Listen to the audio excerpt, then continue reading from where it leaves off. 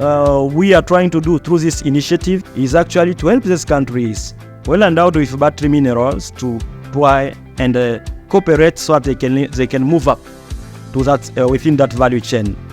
We are banking on some opportunities. The DRC and Zambia would have most of the battery minerals, but not all. We think that the African CFTA will be an opportunity to bring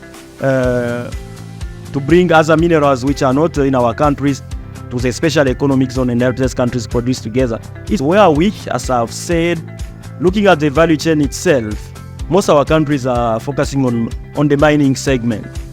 From the market evaluation, this mining segment is creating an average of 11 billion US dollars.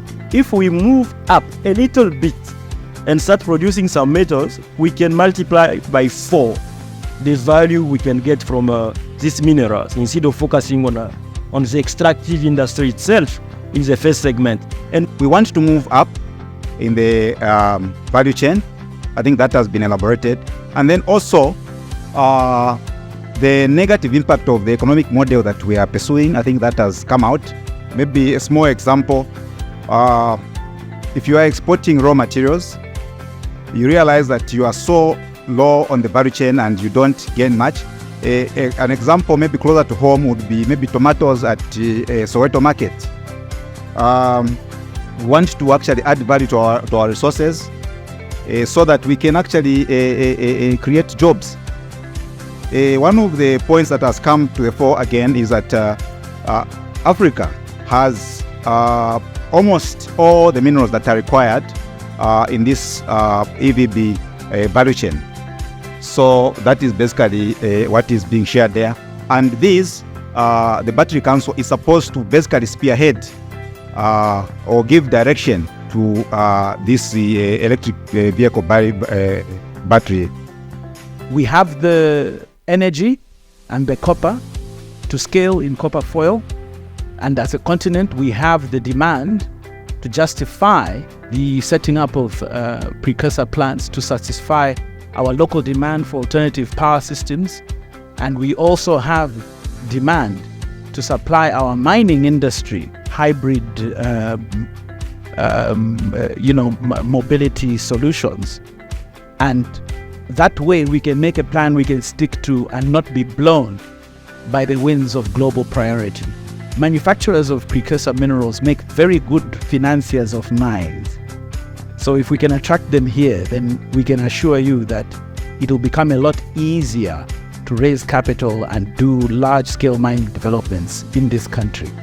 The banks can help us to finance project by project, but in terms of taking the major risks, the pension funds have to get involved, and also various providers of private equity.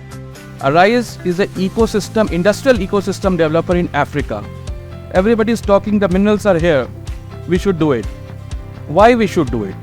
Why pre-feasibility? Why the battery SEZ? What are the objectives? So the objectives are to add value to the minerals that are being produced, to invite investments, to create jobs, to get the value of output contribution to the GDP, increase the country's GDP. Nickel, cobalt, manganese and lithium. These are 4 raw critical minerals which are essential for the battery value chain. And apparently, Zambia is rich in nickel and manganese, of course cobalt, but not in a very big quantity which can be explored and used for a value chain totally. And DRC is good in cobalt and lithium. So if you take any lithium ion battery, be it a lithium ferrous phosphate battery or a nickel manganese cobalt battery, these minerals will be the major ingredients. So it is high time that DRC and Zambia should coexist or come together to form this battery SEZ. And this answers the question why Zambia should partner with DRC and vice versa.